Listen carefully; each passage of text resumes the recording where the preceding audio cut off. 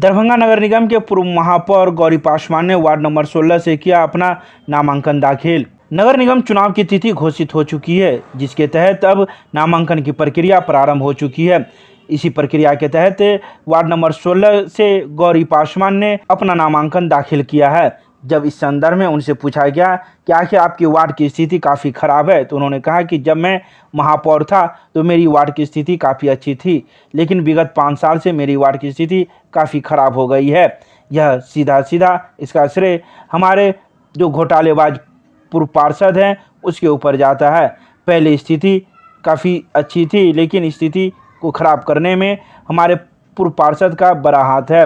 बता दें, उन्होंने सीधे कई आरोप पूर्व पार्षद पर भी लगाए हैं। आज वार्ड नंबर 16 से सभी मतदाताओं के आशीर्वाद से नामांकन करने जा रहा हूँ।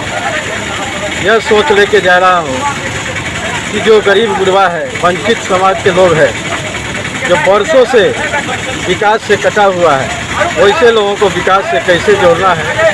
खास करके बुद्धिजीवियों, शिक्षाविद, बुजुर्गों, माता एवं बहनों का जो ये 5 साल में बेइज्जती हुई है, संपूर्ण शौचालय घोटाला करके जो कुकृत्य किया गया है, वैसे लोगों के ऊपर पूरा कुटाघात करने जा रहा हूँ। और निश्चित रूप से जो ये लड़ाई है वो हम जीतेंगे और यहाँ के सभी सम्मानित मतदाताओं को फिर से सम्मान लौटाने का काम करेंगे और तेज़ी से विकास की गति को जिस तरह विकास की गति चल रहा था उसमें और तेज़ी बढ़ाएंगे, क्योंकि इस 5 साल में जो विकास की गति अवरुद्ध हुआ है वह सर्वनाक है।